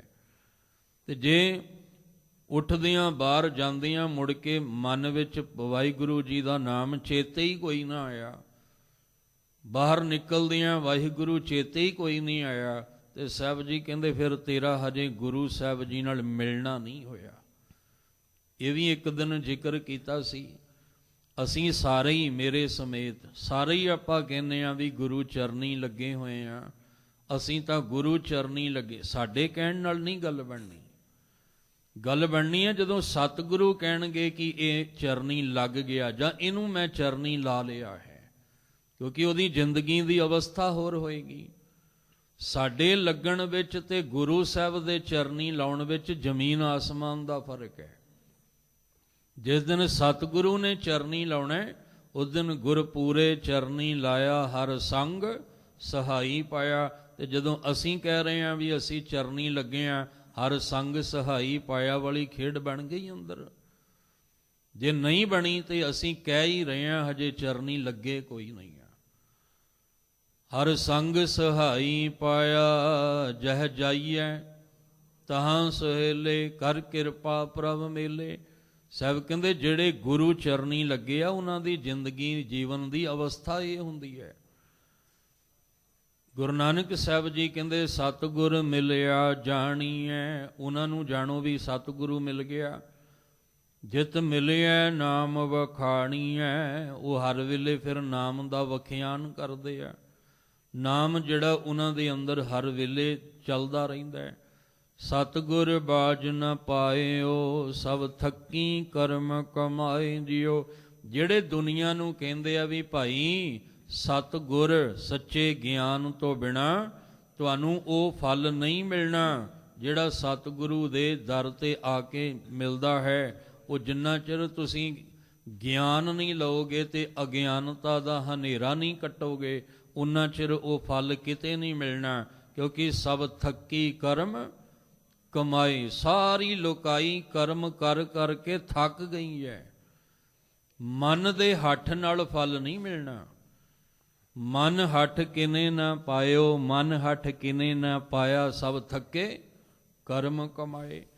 ਨਾ ਕਿਸੇ ਨੇ ਸਾਡੇ ਤੋਂ ਪਹਿਲਾਂ ਮਨ ਦਾ ਹੱਠ ਕਰਕੇ ਫਲ ਪਾਇਆ ਤੇ ਨਾ ਸਾਡੇ ਤੋਂ ਬਾਅਦ ਕਿਸੇ ਨੇ ਮਨ ਦਾ ਹੱਠ ਕਰਕੇ ਫਲ ਪਾਉਣਾ। ਸਭ ਥੱਕ ਗਏ ਇਹ ਧਰਮ ਦੇ ਨਾਮ ਤੇ ਕਰਮ ਕਾਂਡ ਕਰਦੇ ਕਰਦੇ। ਫਲ ਕਿਵੇਂ ਮਿਲਣਾ ਸੀ? ਸਭ ਕਹਿੰਦੇ ਫਲ ਮਿਲਣਾ ਸੀ ਜਿਨ ਵਿੱਚੋਂ ਅਹੰਕਾਰਨ ਚੁਕਾਇਆ। ਅੰਦਰੋਂ ਹਉਮੈ ਨੂੰ ਮਿਟਾ ਕੇ ਫਲ ਮਿਲਣਾ ਸੀ। ਹਉਮੈ ਦੇ ਨਾਲ, ਹੰਕਾਰ ਦੇ ਨਾਲ ਭਰਿਆਂ ਨੂੰ ਫਲ ਨਹੀਂ ਮਿਲਦਾ। ਸਤਿਗੁਰੂ ਮਿਲਿਆ ਉਹਨਾਂ ਨੂੰ ਜਾਣੋ ਜਿਨ੍ਹਾਂ ਨੂੰ ਆਪ ਵੀ ਸਮਝ ਆ ਗਈ ਤੇ ਜਿਹੜੇ ਦੂਜਿਆਂ ਨੂੰ ਵੀ ਸਮਝਾਉਂਦੇ ਨੇ ਕਿ ਧਿਆਨ ਰੱਖਿਓ ਸਤਿਗੁਰੂ ਤੋਂ ਬਿਨਾਂ ਤੁਹਾਨੂੰ ਉਹ ਅੰਮ੍ਰਿਤ ਰਸ ਦਾ ਫਲ ਨਹੀਂ ਮਿਲਣਾ, ਜਿਹਦੇ ਨਾਲ ਤੁਹਾਡੇ ਦੁੱਖ ਕੱਟੇ ਜਾਣ, ਜਿਹਦੇ ਨਾਲ ਤੁਹਾਡੇ ਅੰਦਰੋਂ ਮੌਤ ਦਾ ਭੈ ਖਤਮ ਹੋ ਜਾਵੇ। ਇਹ ਫਲ ਸਤਿਗੁਰੂ ਦੇ ਚਰਨਾਂ ਵਿੱਚ ਸਤਿਗੁਰੂ ਨੂੰ ਮਿਲਿਆ ਹੀ ਪ੍ਰਾਪਤ ਹੁੰਦਾ ਹੈ। ਹੋ ਸਤਿਗੁਰ ਵਿਟਹੁ ਕਮਾਇਆ, ਜਿਨ ਭ੍ਰਮ ਭੁਲਾ ਮਾਰਗ ਪਾਇਆ। ਨਦਰ ਕਰੇ ਜੇ ਆਪਣੀ, ਆਪੇ ਲਏ ਰਲਾਏ ਜਿਉ। ਹੁਣ ਪੰਗਤੀ ਤੇ ਪਾਵਨ ਵਿਚਾਰ ਨੂੰ ਬੜੀ ਬਰੀਕੀ ਨਾਲ ਸਮਝਣਾ। ਹਉ ਸਤਿਗੁਰ ਵਿਟਹੁ ਕਮਾਇਆ। ਗੁਰੂ ਨਾਨਕ ਸਾਹਿਬ ਸਤਿਗੁਰੂ ਜੀ ਦਾ ਤੇ ਗੁਰੂ ਸ਼ਬਦ ਗੁਰੂ ਹੈ। ਤੇ ਗੁਰੂ ਨਾਨਕ ਸਾਹਿਬ ਇੱਥੇ ਆਪਣੀ ਗੱਲ ਨਹੀਂ ਕਰ ਰਹੇ। ਹਉ ਦਾ ਅਰਥ ਵੈਸੇ ਮੈਂ ਹੁੰਦਾ ਹੈ ਵੀ ਮੈਂ ਸਤਿਗੁਰ ਵਿਟੋਂ ਘੁਮਾਇਆ। ਘੁਮਾਇਆ ਦਾ ਅਰਥ ਹੁੰਦਾ ਹੈ ਬਲਿਹਾਰੇ ਜਾਣਾ, ਸੱਦ ਕੇ ਜਾਣਾ। ਮੈਂ ਸਤਿਗੁਰ ਤੋਂ ਸੱਦ ਕੇ ਜਾਣਾ ਹਾਂ। ਹੁਣ ਇੱਥੇ ਮੈਂ ਕੌਣ ਹੈ? ਇੱਥੇ ਮੈਂ ਉਹ ਹੈ ਸਤਿਗੁਰ ਮਿਲਿਆ ਜਾਣੀ ਹੈ। ਜਿਹਨੇ ਸਤਿਗੁਰੂ ਨੂੰ ਮਿਲਿਆ ਹੈ, ਸਤਿਗੁਰੂ ਨੂੰ ਮਿਲਣਾ ਕੀਤਾ ਹੈ। ਜਿਹੜਾ ਸਤਿਗੁਰੂ ਨੂੰ ਮਿਲਿਆ ਉਹਨੇ ਸਮਝ ਲਿਆ ਕਿ ਸਤਿਗੁਰ ਬਾਜ ਨਾ ਪਾਇਓ, ਸਭ ਥੱਕੀ ਕਰਮ ਕਮਾਏ ਜਿਉ। ਹੁਣ ਜਿਹੜਾ ਸਤਿਗੁਰੂ ਨੂੰ ਮਿਲਿਆ ਹੈ ਉਹ ਕਹਿੰਦਾ ਵੀ ਹਾਂ ਸਤਿਗੁਰ ਵਿਟੋਂ ਕਮਾਇਆ। ਮੈਂ ਸਤਿਗੁਰੂ ਤੋਂ ਸੱਦ ਕੇ ਜਾਣਾ, ਵਾਰੇ ਜਾਣਾ। ਜਿਨ ਭ੍ਰਮ ਭੂਲਾ ਮਾਰਗ ਪਾਇਆ। ਜਿਸ ਨੇ ਮੇਰੇ ਵਰਗੇ ਨੂੰ ਭੁੱਲੇ ਹੋਏ ਨੂੰ, ਭਟਕਣਾ ਦੇ ਵਿੱਚ ਪਏ ਹੋਏ ਨੂੰ ਸਿੱਧੇ ਮਾਰਗ ਤੇ ਪਾ ਦਿੱਤਾ। ਵਡਭਾਗੀ ਕੌਣ ਹੈ? ਭੂਲੇ ਮਾਰਗ ਜਿਨਹੇ ਬਤਾਇਆ, ਐਸਾ ਗੁਰ ਵੱਡ ਭਾਗੀ ਪਾਇਆ। ਕੌਣ ਕਹੇਗਾ ਜਿਹਨੇ ਪਾਇਆ? ਉਹ ਦੁਨੀਆ ਨੂੰ ਹੋਕਾ ਦੇ ਦੇ ਕੇ ਕਹਿੰਦਾ, ਦੁਨੀਆ ਦੇ ਲੋਕੋ ਤੁਸੀਂ ਕਰਮ ਕਰ ਕਰਕੇ ਥੱਕ ਰਹੇ ਹੋ, ਉਹ ਫਲ ਨਹੀਂ ਪਾਇਆ। ਪਰ ਮੈਂ ਕਿੱਡੇ ਭਾਗਾਂ ਵਾਲਾ ਹਾਂ ਜੋ ਮੈਨੂੰ ਐਸਾ ਪੂਰਾ ਸਤਿਗੁਰ ਮਿਲ ਗਿਆ। ਉਸ ਸਤਿਗੁਰੂ ਦੇ ਮਿਲਾਪ ਵਿੱਚ ਮੈਂ ਭੁੱਲਿਆ ਹੋਇਆ ਸਿੱਧੇ ਮਾਰਗ ਤੇ ਪੈ ਗਿਆ। ਇਸ ਲਈ ਤੁਹਾਨੂੰ ਵੀ ਆਖਦਾ ਕਿ ਲੋਕੋ ਜੇ ਕੁਰਾਏ ਪਏ ਹੋਏ ਹੋ ਸਿੱਧੇ ਮਾਰਗ ਤੇ ਪੈਣਾ ਤੇ ਫਿਰ ਸਤਿਗੁਰੂ ਦੇ ਚਰਨਾਂ ਵਿੱਚ ਜੁੜੋ। ਭੂਲੇ ਮਾਰਗ ਜਿਨਹਿ ਬਤਾਇਆ ਐਸਾ ਗੁਰ ਵੱਡ ਭਾਗੀ ਪਾਇਆ। ਸਤਿਗੁਰੂ ਮਹਾਰਾਜ ਜੀ ਕਹਿੰਦੇ ਹਉ ਸਤਿਗੁਰ ਵਿਟੋਂ ਘੁਮਾਇਆ। ਕਿਉਂ ਸਤਿਗੁਰੂ ਤੋਂ ਅਸੀਂ ਸੱਦ ਕੇ ਜਾਣਾ, ਕੁਰਬਾਨ ਜਾਣਾ। ਜਿਨ ਭ੍ਰਮ ਭੂਲਾ ਮਾਰਗ ਪਾਇਆ। ਮੈਂ ਭਰਮ ਦੇ ਵਿੱਚ, ਭਟਕਣਾ ਦੇ ਵਿੱਚ, ਕੁਰਾਏ ਪਿਆ ਹੋਇਆ ਚੱਲ ਰਿਹਾ ਸਾਂ, ਪਰ ਸਤਿਗੁਰੂ ਜੀ ਨੇ ਮੈਨੂੰ ਸਮਝਾ ਕੇ ਗਿਆਨ ਅੰਜਨ ਗੁਰ ਦੀਆਂ ਅਗਿਆਨ ਅੰਧੇਰ ਵਿਨਾਸ਼, ਮੇਰੇ ਅੰਦਰ ਦਾ ਅਗਿਆਨਤਾ ਦਾ ਹਨੇਰਾ ਕੱਟ ਕੇ ਤੇ ਮੈਨੂੰ ਗਿਆਨ ਦੀ ਰੋਸ਼ਨੀ ਵਿੱਚ ਮਾਰਗ ਪਾਇਆ, ਰਸਤੇ ਤੇ ਪਾ ਦਿੱਤਾ ਵੀ ਆਹ ਰਸਤੇ ਤੁਰਿਆ ਜਾ ਜੇ ਤੂੰ ਫਲ ਲੈਣਾ ਚਾਹੁੰਦਾ ਹੈ, ਜੇ ਤੂੰ ਆਪਣੇ ਮੁਕਾਮ ਤੇ ਆਪਣੀ ਮੰਜ਼ਿਲ ਤੇ ਪਹੁੰਚਣਾ ਚਾਹੁੰਦਾ ਹੈ। ਜਿਸ ਦਿਨ ਗੁਰੂ ਨਾਨਕ ਸਾਹਿਬ ਨੇ ਸੱਜਣ ਨੂੰ ਸਮਝਾਇਆ, ਉਸ ਦਿਨ ਤੋਂ ਬਾਅਦ ਉਹ ਵੀ ਹਰ ਇੱਕ ਨੂੰ ਗਾ ਗਾ ਕੇ ਕਹਿੰਦਾ ਹੋਏਗਾ ਕਿ ਗੁਰ ਵੱਡ ਭਾਗੀ ਪਾਇਆ। ਮੈਂ ਕਿੱਡੇ ਭਾਗਾਂ ਵਾਲਾ ਹਾਂ ਕਿ ਮੈਨੂੰ ਐਸਾ ਗੁਰੂ ਮਿਲ ਗਿਆ। ਸਤਿਗੁਰ ਮਿਲਿਆ ਜਾਣੀ ਹੈ, ਭਾਵ ਸਤਿਗੁਰੂ ਨੂੰ ਮਿਲ ਕੇ ਜ਼ਿੰਦਗੀ ਬਦਲ ਜਾਏ, ਸੋਚ ਬਦਲ ਜਾਏ, ਵਿਚਾਰ ਬਦਲ ਜਾਏ, ਆਦਤਾਂ ਬਦਲ ਜਾਣ। ਤੇ ਫਿਰ ਬੰਦਾ ਪਿਛੋਕੜ ਵਿੱਚ ਵੇਖਦਾ ਵੀ ਮੇਰੀਆਂ ਆਦਤਾਂ ਕਿੱਦਾਂ ਦੀਆਂ ਸੀ, ਮੇਰੀ ਸੋਚ ਗੁਰੂ ਨੂੰ ਮਿਲਣ ਤੋਂ ਪਹਿਲਾਂ ਕਿੱਦਾਂ ਦੀ ਸੀ ਤੇ ਬਾਅਦ ਵਿੱਚ ਕਿੱਦਾਂ ਦੀ ਹੈ। ਸਤਿਗੁਰੂ ਨੂੰ ਮਿਲਣ ਤੋਂ ਪਹਿਲਾਂ ਮੇਰਾ ਸੁਭਾਅ ਕਿੱਦਾਂ ਦਾ ਸੀ ਤੇ ਸਤਿਗੁਰੂ ਨੂੰ ਮਿਲਣ ਤੋਂ ਬਾਅਦ ਮੇਰਾ ਸੁਭਾਅ ਕਿੱਦਾਂ ਦਾ ਹੋ ਗਿਆ। ਤੇ ਜਦੋਂ ਉਹ ਦੇਖੇਗਾ ਤੇ ਸੁਭਾਵਕ ਹੀ ਫਿਰ ਉਹਦੀ ਰਸਨਾ ਤੋਂ ਨਿਕਲੇਗਾ ਐਸਾ ਗੁਰ ਵੱਡ ਭਾਗੀ ਪਾਇਆ। ਮੈਂ ਐਸਾ ਗੁਰੂ ਭਾਗਾਂ ਨਾਲ ਪਾ ਲਿਆ, ਕਿਉਂਕਿ ਮੇਰਾ ਗੁਰੂ ਨੂੰ ਮਿਲਣ ਤੋਂ ਪਹਿਲਾਂ ਸੁਭਾਅ ਹੋਰ ਸੀ ਤੇ ਗੁਰੂ ਸਾਹਿਬ ਨੂੰ ਮਿਲਣ ਤੋਂ ਬਾਅਦ ਮੇਰਾ ਸੁਭਾਅ ਹੋਰ ਹੈ। ਬਹੁਤ ਐਸੀਆਂ ਰੂਹਾਂ ਮਿਲਦੀਆਂ ਨੇ ਗੁਰੂ ਸਾਹਿਬ ਦੇ ਦਰ ਤੇ ਆਉਂਦੀਆਂ, ਜਿਹੜੀਆਂ ਕਹਿੰਦੀਆਂ ਨੇ ਵੀ ਜਦੋਂ ਅਸੀਂ ਗੁਰਦੁਆਰੇ ਆਏ ਸੀ ਬੜੇ ਦੁਖੀ ਸੀ, ਬੜੇ ਪਰੇਸ਼ਾਨ ਸੀ, ਦਿਲ ਕਰਦਾ ਸੀ ਵੀ ਬਸ ਕੁਝ ਖਾ ਕੇ ਮਰ ਜਾਈਏ, ਇੰਨਾ ਦੁੱਖ ਸੀ। ਇੰਨਾ ਅੰਦਰ ਸਤਾਇਆ ਹੋਇਆ ਬੰਦਾ ਆਇਆ ਤੇ ਜਦੋਂ ਆ ਕੇ ਬੈਠ ਕੇ ਗੁਰਬਾਣੀ ਦੇ 2 ਸ਼ਬਦ ਸੁਣੇ, ਸ਼ਬਦ ਸੁਣਿਆ ਤੇ ਸੁਣ ਕੇ ਜਦੋਂ ਉੱਠ ਕੇ ਬਾਹਰ ਜਾਂਦਾ ਹੈ ਤੇ ਬੰਦਾ ਕਹਿੰਦਾ ਵੀ ਮੈਂ ਆਇਆ ਤੇ ਸੀ ਜਿਸ ਹਾਲਤ ਵਿੱਚ, ਪਰ ਜਦੋਂ ਮੈਂ ਉੱਠ ਕੇ ਚੱਲਿਆ ਤੇ ਮੇਰੇ ਕੋਈ ਅੰਦਰ ਦੁੱਖ ਨਹੀਂ, ਕੋਈ ਚਿੰਤਾ ਨਹੀਂ, ਕੋਈ ਫਿਕਰ ਨਹੀਂ, ਸਾਰੇ ਦੁੱਖ ਚਿੰਤਾ ਝੋਰੇ ਮੈਂ ਇੱਥੇ ਲਾ ਕੇ ਤੇ ਬੜਾ ਖੁਸ਼ ਹੋ ਕੇ ਚੱਲਿਆ। ਭਾਵ ਆਇਆ ਕਿਸ ਹਾਲਾਤ ਵਿੱਚ ਸੀ ਤੇ ਚੱਲਿਆ ਮੈਂ ਕਿਸ ਹਾਲਾਤ ਵਿੱਚ ਹਾਂ। ਤੇ ਜਦੋਂ ਕੋਈ ਦੁਖੀ ਹੋ ਕੇ ਆ ਕੇ ਸੁਖੀ ਹੋ ਕੇ ਜਾਏ ਤੇ ਉਹ ਕਹੇਗਾ ਨਹੀਂ ਵੀ ਮੈਂ ਗੁਰੂ ਨੂੰ ਮਿਲ ਕੇ ਆਇਆ। ਸਤਿਗੁਰੂ ਨੂੰ ਮਿਲਣ ਨਾਲ ਮੇਰਾ ਦੁੱਖ ਚਿੰਤਾ ਰੋਗ ਸਭ ਕੁਝ ਮਿਟ ਗਿਆ। ਇਸ ਲਈ ਕਹਿੰਦੇ ਨੇ ਜਿਹਨੇ ਸਤਿਗੁਰੂ ਨੂੰ ਮਿਲਣਾ ਕੀਤਾ ਉਹ ਕਹਿੰਦਾ ਮੈਂ ਸੱਦ ਕੇ ਜਾਵਾਂ, ਕਿਉਂਕਿ ਸਤਿਗੁਰੂ ਨੇ ਭੁੱਲੇ ਨੂੰ ਮਾਰਗ ਦੇ ਉੱਤੇ ਪਾ ਦਿੱਤਾ। ਔਰ ਜਦੋਂ ਸਤਿਗੁਰੂ ਨੇ ਮਾਰਗ ਤੇ ਪਾਇਆ, ਨਦਰ ਕਰੇ ਜੇ ਆਪਣੀ ਆਪੇ ਲਹਿ ਰਲਾਏ ਜਿਉ। ਫਿਰ ਉਸ ਮਾਰਗ ਤੇ ਪਤਾ ਲੱਗਾ ਕਿ ਉਹ ਮਾਲਕ ਆਪਣੀ ਨਜ਼ਰ ਜਿਨ੍ਹਾਂ ਤੇ ਕਰਦਾ ਹੈ ਉਹਨਾਂ ਨੂੰ ਆਪ ਹੀ ਆਪਣੇ ਵਿੱਚ ਰਲਾ ਲੈਂਦਾ ਹੈ।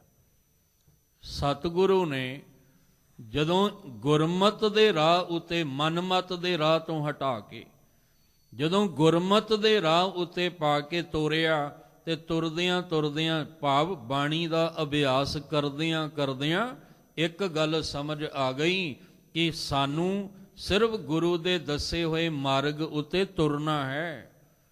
ਅਸੀਂ ਕੇਵਲ ਗੁਰੂ ਦੀ ਬਣਾਈ ਹੋਈ ਰਹਿਤ ਨੂੰ ਅਪਣਾ ਕੇ ਉਹਦੇ ਉੱਤੇ ਤੁਰਨਾ ਹੈ।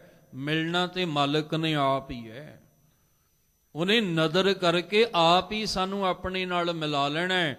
ਅਸੀਂ ਖੋਟੇ ਤੋਂ ਖਰੇ ਹੋਣ ਦਾ ਅਭਿਆਸ ਕਰਨਾ ਹੈ। ਅਸੀਂ ਕੀ ਕਰਨਾ ਹੈ?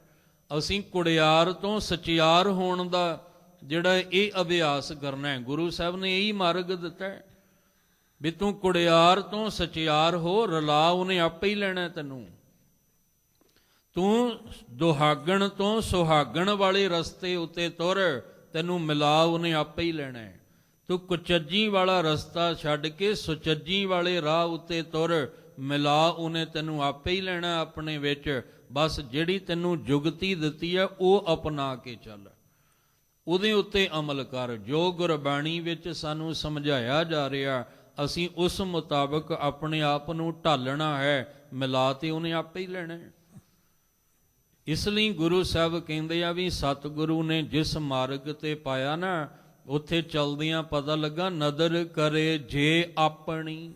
ਅਕਾਲ ਪੁਰਖ ਵਾਹਿਗੁਰੂ ਜੀ ਜੇ ਇਸ ਮਾਰਗ ਤੇ ਤੁਰਦਿਆਂ ਆਪਣੀ ਰਹਿਮਤ ਬਖਸ਼ਿਸ਼ ਕਰਨ, ਆਪੇ ਲਏ ਰਲਾਏ ਜੀਓ।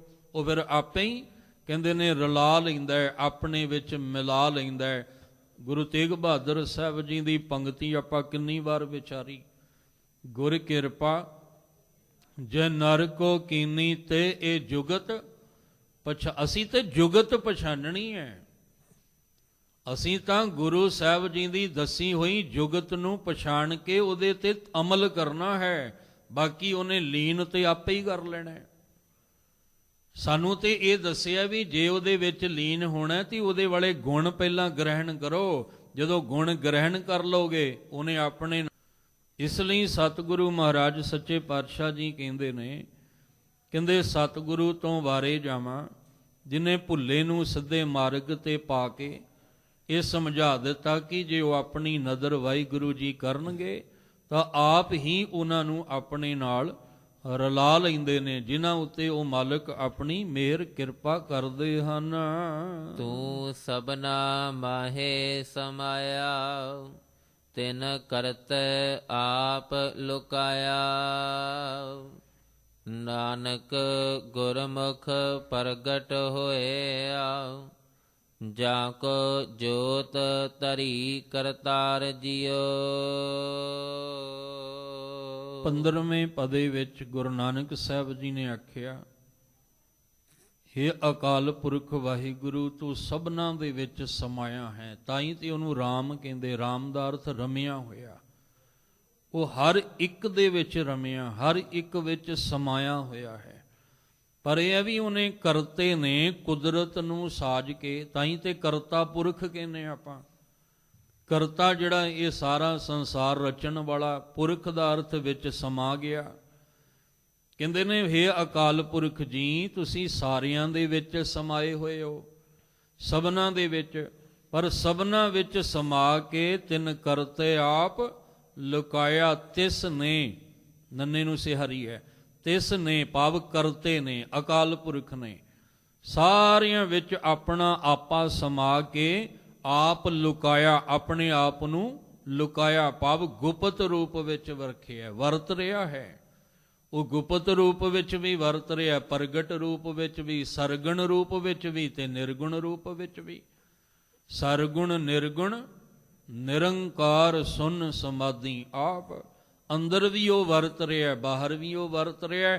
ਜਿਹਨੂੰ ਸਮਝ ਆਈ ਉਹਨੇ ਆਖਿਆ ਘਰ ਬਾਹਰ ਤੇਰਾ ਪਰਵਾਸਾ, ਤੂੰ ਜਨ ਕੇ ਹੈ ਸੰਗ। ਪਰ ਜਿਹਨੂੰ ਸਮਝ ਆਈ ਉਹਨੇ ਹੀ ਆਖਿਆ ਨਾ। ਜਿਹਨੂੰ ਸਮਝ ਨਹੀਂ ਆਈ ਉਹਨੇ ਨਾ ਕੁਦਰਤ ਨੂੰ ਵਿੱਚੋਂ ਸਮਝਿਆ, ਨਾ ਕਹਿੰਦੇ ਉਹਨੇ ਗੁਪਤ ਰੂਪ ਵਿੱਚ ਸਮਝਿਆ, ਨਾ ਪ੍ਰਗਟ ਰੂਪ ਵਿੱਚ।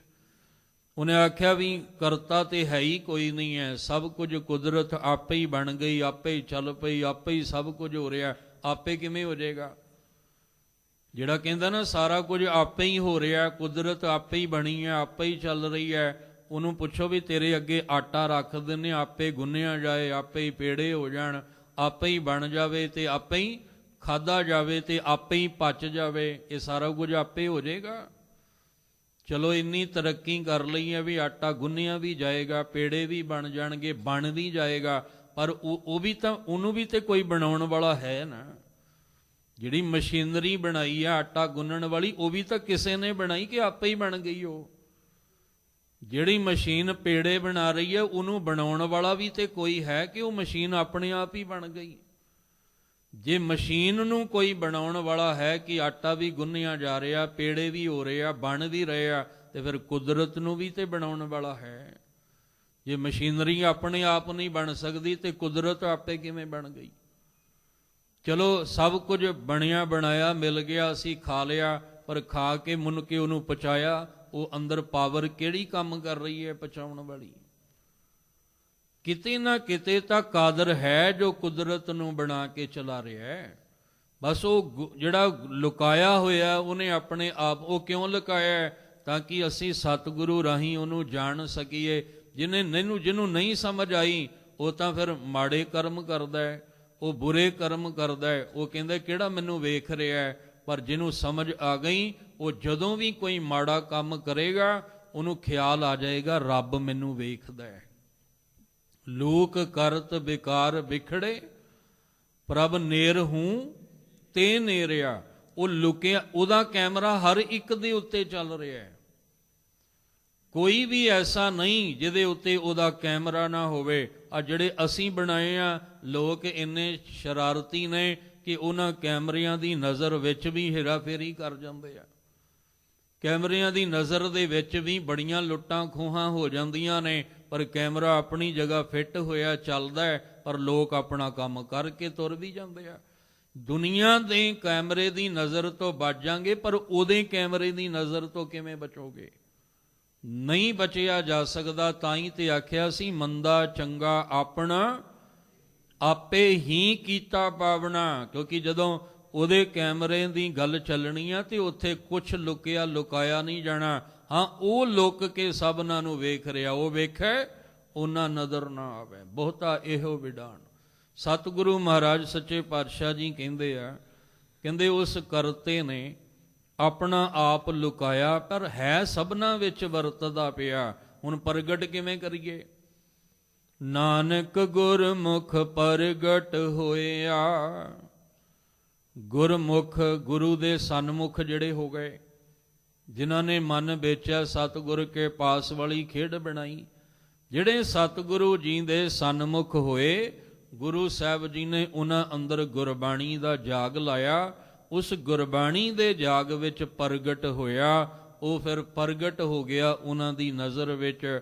ਤੇ ਜਿਨ੍ਹਾਂ ਵਿੱਚ ਪ੍ਰਗਟ ਹੋਇਆ, ਜਾ ਕੋ ਜੋਤ ਧਰੀ ਕਰਤਾਰ ਜੀਓ, ਉਹਨਾਂ ਨੂੰ ਫਿਰ ਸਮਝ ਆ ਗਈ ਕਿ ਇਹ ਜਿਹੜੀ ਜੋਤ ਹੈ, ਇਹ ਜੋਤ ਉਸ ਕਰਤਾਰ ਨੇ ਅੰਦਰ ਧਰੀ ਹੈ। ਕਰਤਾਰ ਦੇ ਰਾਰੇ ਨੂੰ ਸਿਹਾਰੀ ਹੈ ਕਰਤਾਰ ਨੇ।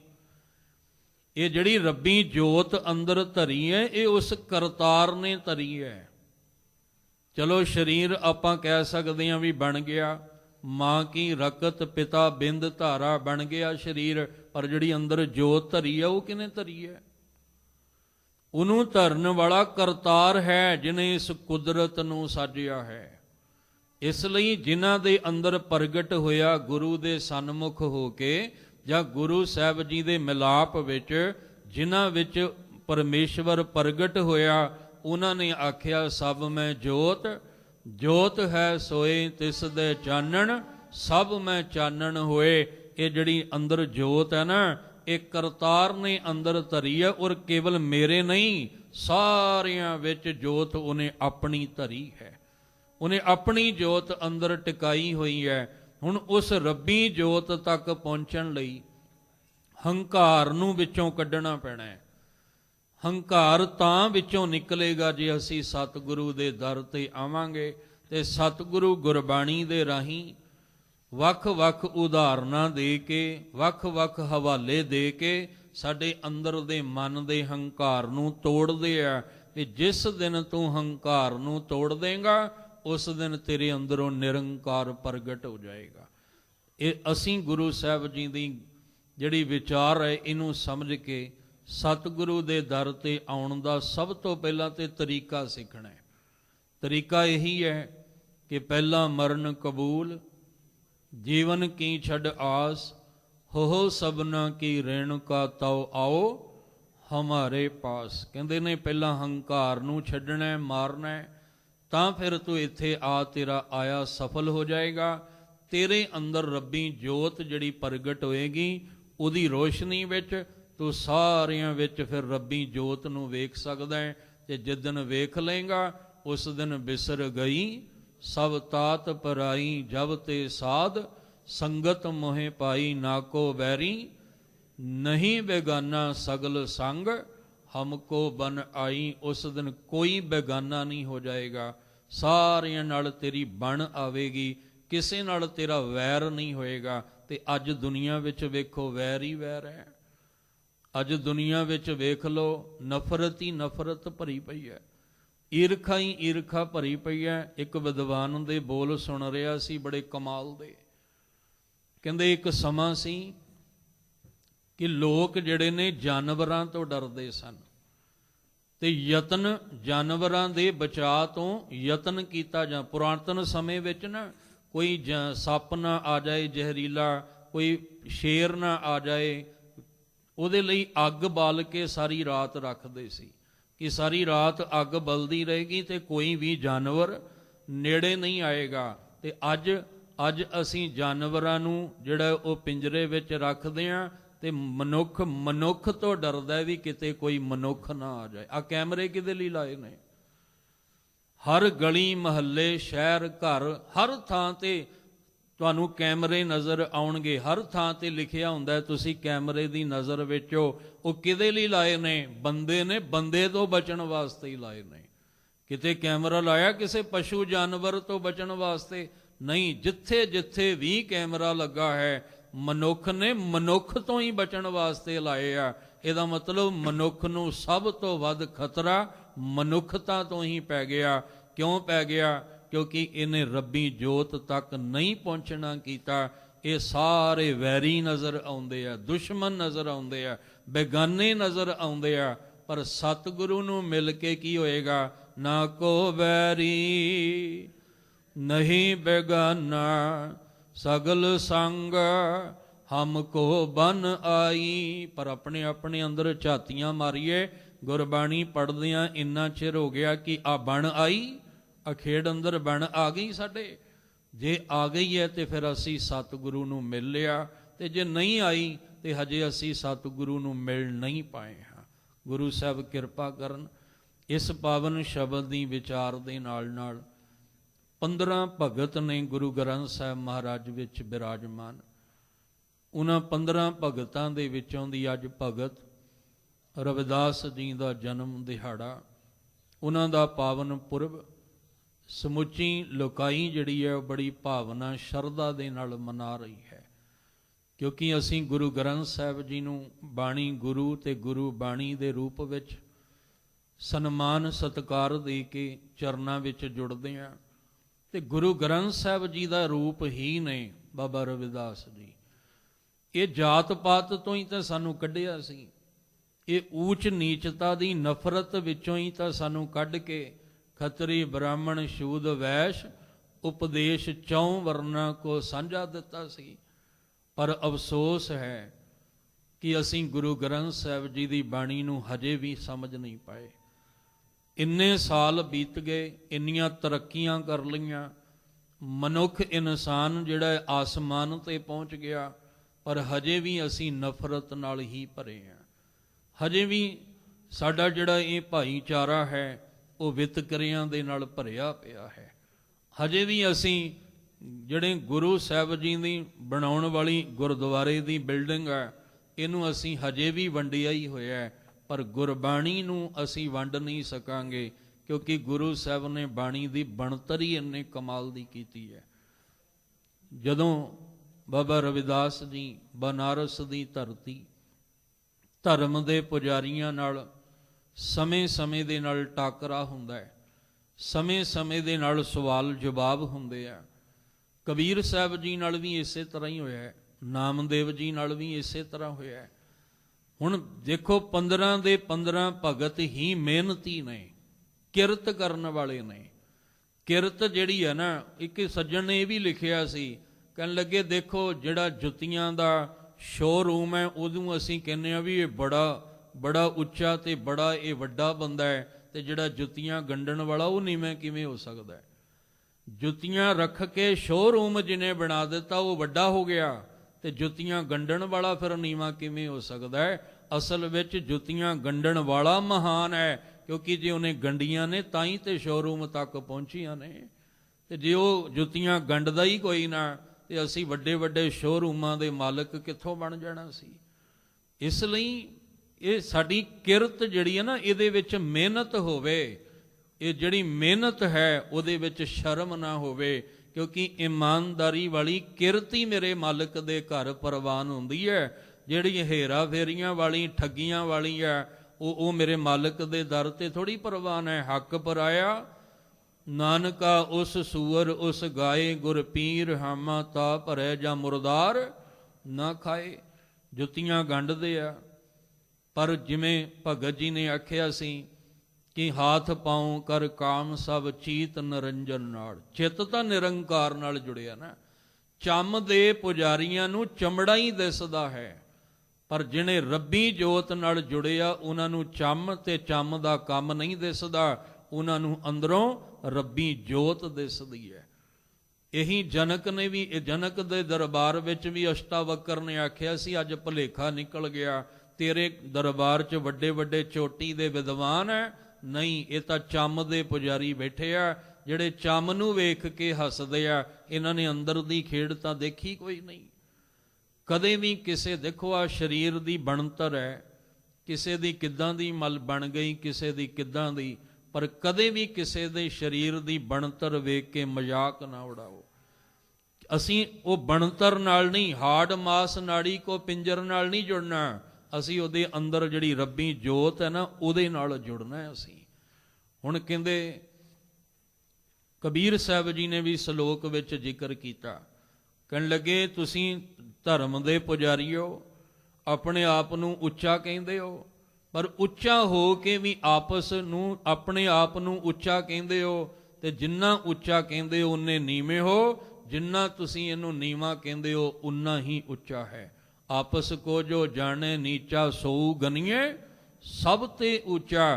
ਕਬੀਰ ਜੀ ਦੇ ਸ਼ਲੋਕਾਂ ਵਿੱਚ ਆਪਾਂ ਬਚਨ ਪੜ੍ਹਦੇ ਹਾਂ, ਹਰ ਸਿਉ ਹੀਰਾ ਛਾੜ ਕੇ ਕਰੇ ਆਨ ਕੀ ਆਸ, ਤੇ ਨਰ ਦੋਜ਼ਕ ਜਾਹੇਂਗੇ ਸਤ ਭਾਖੈ। ਰਵਿਦਾਸ ਕਹਿੰਦੇ, ਰਵਿਦਾਸ ਜੀ ਸਤ ਕਹਿੰਦੇ ਆ ਕਿ ਨਾਮ ਦਾ ਹੀਰਾ ਛੱਡ ਕੇ ਬਾਹਰ ਦੇ ਹੀਰੇ ਦੀ ਚਮਕ ਤੇ ਡੁੱਲੇ ਫਿਰਦੇ ਹੋ। ਜੇ ਬਾਹਰ ਦੇ ਹੀਰੇ ਦੇ ਡੁੱਲਦੇ ਰਹੇ, ਹਰੀ ਦੇ ਨਾਮ ਦਾ ਹੀਰਾ ਛੱਡ ਕੇ, ਤਾਂ ਦੋਜ਼ਕ ਦੀ ਅੱਗ ਤੋਂ ਤੁਹਾਨੂੰ ਕਿਸੇ ਨੇ ਨਹੀਂ ਬਚਾਉਣਾ। ਇੱਕ ਦਿਨ ਪਰਖ ਕਰਨ ਵਾਸਤੇ ਸਾਧੂ ਵੀ ਆਉਂਦਾ ਹੈ, ਉਹ ਕੀਮਤੀ ਲਾਲ ਹੀਰਾ ਦੇ ਕੇ ਜਾਂਦਾ, ਵੀ ਐਵੇਂ ਜੁੱਤੀਆਂ ਗੰਢਦੇ ਹੋ, ਆ ਰੱਖ ਲਓ, ਜਾਂ ਕਿਸੇ ਨੇ ਪਾਰਸ ਵੀ ਦਿੱਤਾ ਹੈ, ਪਰ ਕਹਿੰਦੇ ਉਹ ਜਿੱਥੇ ਪਿਆ ਉੱਥੇ ਦਾ ਉੱਥੇ ਹੀ ਪਿਆ ਰਿਹਾ। ਆਪਣੀ ਕਿਰਤ ਵਿੱਚ ਮਸਤ ਹੋਏ ਨੇ, ਚੇਤ ਨਿਰੰਜਨ ਨਾਲ, ਨਿਰੰਕਾਰ ਨਾਲ ਚਿੱਤ ਜੋੜਿਆ ਹੈ। ਜੇ ਚਿੱਤ ਨਿਰੰਕਾਰ ਨਾਲ ਜੁੜਿਆ ਤਾਂ ਹੀ ਤੇ ਗੁਰੂ ਗ੍ਰੰਥ ਸਾਹਿਬ ਵਿੱਚ ਬਿਰਾਜਮਾਨ ਨੇ।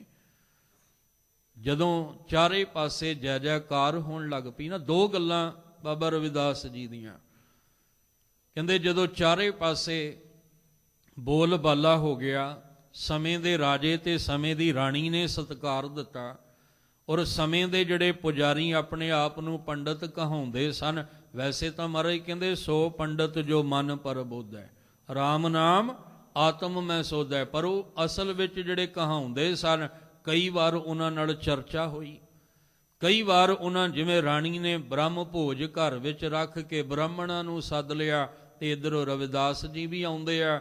ਜਦੋਂ ਕੋਲ ਬੈਠਦੇ ਆ ਤੇ ਇਹਨਾਂ ਨੂੰ ਈਰਖਾ ਹੋ ਗਈ ਵੀ ਅਸੀਂ ਇਹਨਾਂ ਨਾਲ ਬੈਠ ਕੇ ਭੋਜਨ ਨਹੀਂ ਛਕਣਾ, ਪਰ ਜਦੋਂ ਅੰਦਰ ਰੱਬੀ ਜੋਤ ਦੀ ਖੇਡ ਵਰਤਾ ਕੇ ਵਿਖਾਈ ਤੇ ਸਾਰੇ ਦੇ ਸਾਰੇ ਹੀ ਝੁਕ ਗਏ।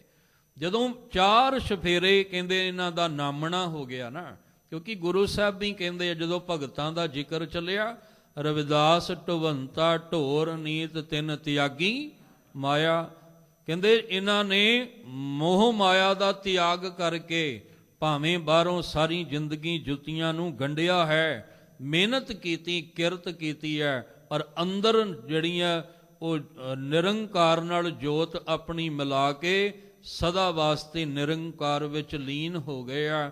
ਇਹਨੂੰ ਸਤਿਗੁਰੂ ਮਹਾਰਾਜ ਜੀ ਨੇ ਆਖਿਆ, ਰਵਿਦਾਸ ਢਵੰਤਾ ਢੋਰ ਨੀਤ ਤਿੰਨ ਤਿਆਗੀ ਮਾਇਆ।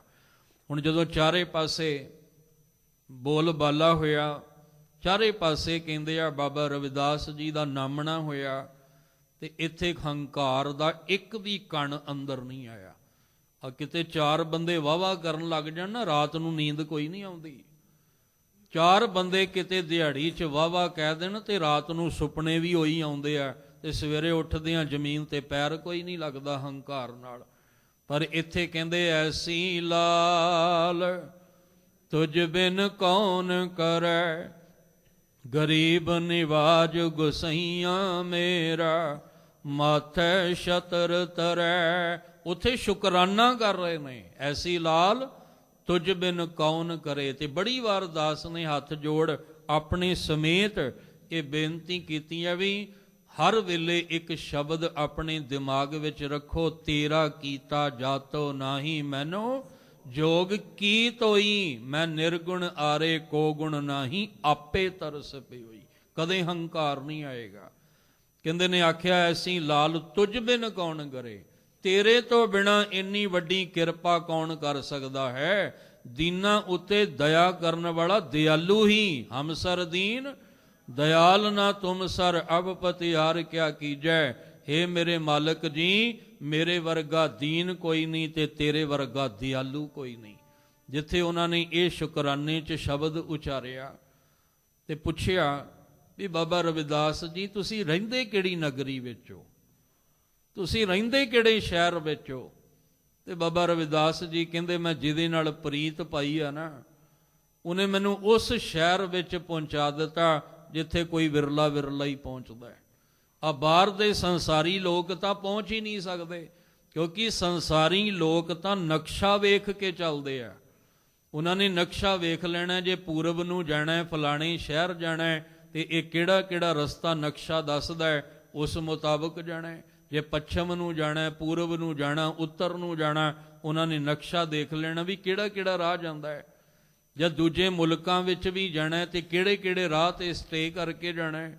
ਪਰ ਜਿਹੜੇ ਸ਼ਹਿਰ ਦਾ ਨਾਮ ਬਾਬਾ ਰਵਿਦਾਸ ਜੀ ਨੇ ਦਿੱਤਾ ਉਹ ਕਿਸੇ ਨਕਸ਼ੇ ਵਿੱਚ ਹੀ ਆਉਂਦਾ ਹੀ ਨਹੀਂ। ਉਹਦੇ ਲਈ ਤਾਂ ਰਾਹ ਹੀ ਕੋਈ ਹੋਰ ਹੈ। ਉਹ ਰਾਹ ਕਿਵੇਂ ਬਣਨਾ ਹੈ ਉਹਦਾ ਵੀ ਜ਼ਿਕਰ ਕੀਤਾ। ਕਹਿੰਦੇ ਉਹ ਰਾਹ ਬਣਨਾ ਹੈ ਸਾਚੀ ਪ੍ਰੀਤ ਹਮ ਤੁਮ ਸਿਉ ਜੋਰੀ, ਤੁਮ ਸਿਉ ਜੋਰ ਅਵਰ ਸੰਗ ਤੋਰੀ। ਇਹ ਵਾਹਿਗੁਰੂ ਜਦੋਂ ਦੀ ਤੇਰੇ ਨਾਲ ਸੱਚੀ ਪ੍ਰੀਤ ਪਾਈ ਆ ਨਾ, ਆ ਸੰਸਾਰ ਵਾਲਾ ਰਾਹ ਤੇ ਛੱਡ ਹੀ ਦਿੱਤਾ। ਕਿਉਂਕਿ ਸੰਸਾਰ ਦੇ ਰਾਹ ਤੇ ਤੁਰਿਆ ਉਸ ਸ਼ਹਿਰ ਤੱਕ ਪਹੁੰਚਿਆ ਹੀ ਨਹੀਂ ਜਾਣਾ ਜਿੱਥੇ ਦਾ ਮੈਂ ਅੱਜ ਵਾਸੀ ਬਣ ਗਿਆ।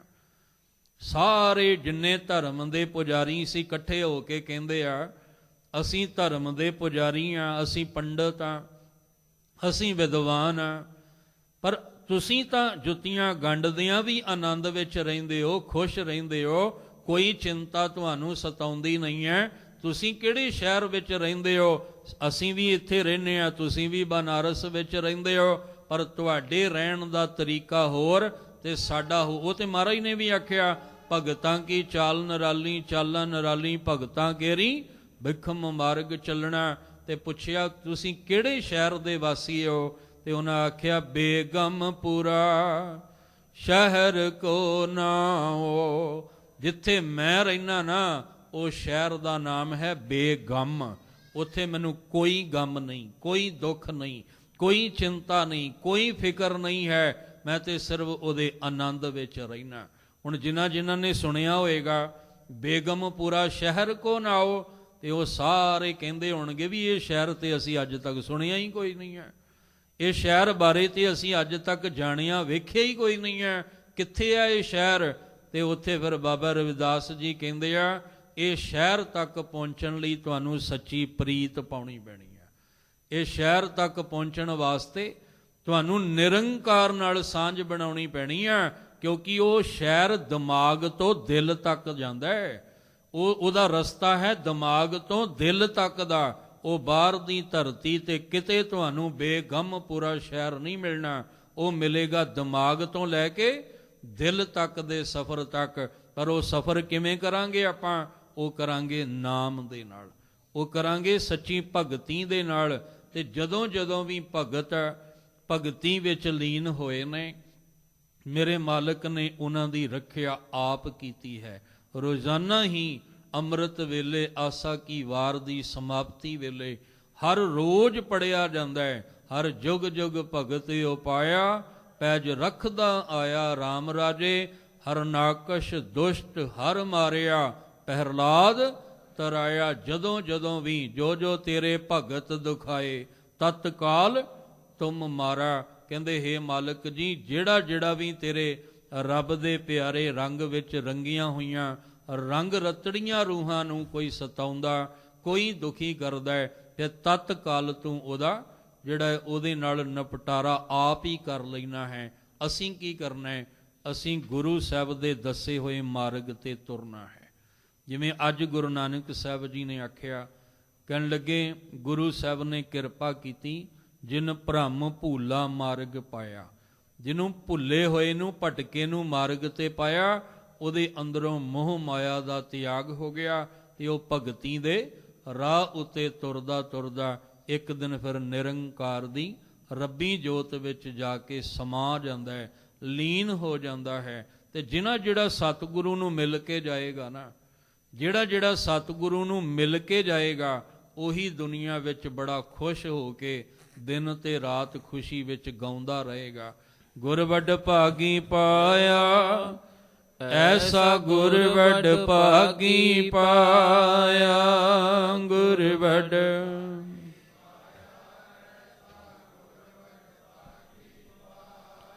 ਗੁਰ ਵੱਡ ਭਾਗੀ ਪਾਇਆ, ਐਸਾ ਗੁਰ ਵੱਡ ਭਾਗੀ ਪਾਇਆ।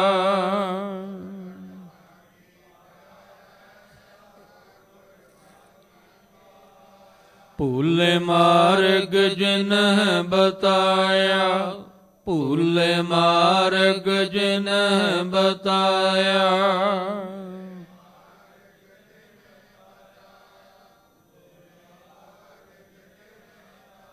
ਐਸਾ ਗੁਰ ਵੱਡ ਭਾਗੀ ਪਾਇਆ, ਐਸਾ ਗੁਰ ਵੱਡ ਭਾਗੀ ਪਾਇਆ।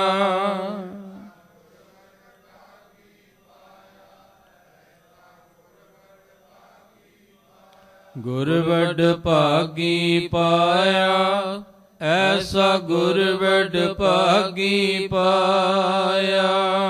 ਗੁਰ ਵੱਡ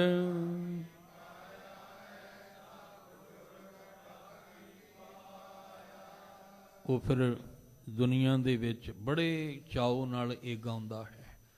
ਇਸ ਲਈ ਜਿੱਥੇ ਆਪ ਜੀ ਨੇ ਵਿਚਾਰ ਸਰਵਣ ਕੀਤੀ, ਉੱਥੇ ਅੱਜ ਭਗਤ ਬਾਬਾ ਰਵਿਦਾਸ ਜੀ ਦੇ ਪਾਵਨ ਪੁਰਬ ਦੀਆਂ ਸਮੁੱਚੀ ਸੰਗਤਾਂ ਨੂੰ ਗੁਰਦੁਆਰਾ ਦੂਖ ਨਿਵਾਰਨ ਸਾਹਿਬ ਵੱਲੋਂ ਬਹੁਤ ਬਹੁਤ ਆਪ ਜੀ ਨੂੰ ਵਧਾਈਆਂ।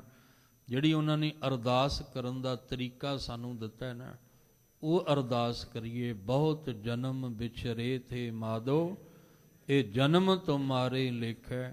ਕਹਿ ਰਵਿਦਾਸ ਆਸ ਲੱਗ ਜੀਵੋਂ, ਚਿਰ ਭਇਓ ਦਰਸ਼ਨ ਦੇਖੈ। ਇਹ ਅਵਸਥਾ ਬਣਾ ਕੇ ਬੇਨਤੀ ਕਰੀਏ, ਬਾਣੀ ਬਾਣੀ ਨਾਲ ਜੁੜ ਜਾਈਏ, ਜਿਹਦੇ ਨਾਲ ਲੋਕ ਸੁਖੀਏ ਪਰਲੋਕ ਸੁਹੇਲੇ। ਨਾਨਕ ਹਰਿ ਪ੍ਰਭ ਆਪੇ ਮਿਲੇ ਜੀਵਨ ਬਣ ਸਕੇ। ਅੱਜ ਦੀ ਵਿਚਾਰ ਕਰਦਿਆਂ ਬੇਅੰਤ ਭੁੱਲਾਂ ਹੋਈਆਂ ਸਤਿਗੁਰੂ ਬਖਸ਼ ਦੇਣ।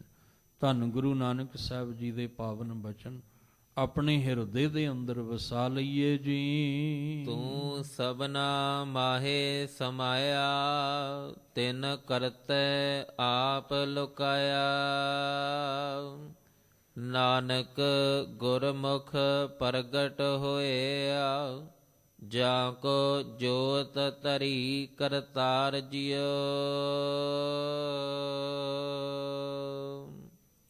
ਵਾਹਿਗੁਰੂ ਜੀ ਕਾ ਖਾਲਸਾ, ਵਾਹਿਗੁਰੂ ਜੀ ਕੀ ਫਤਿਹ।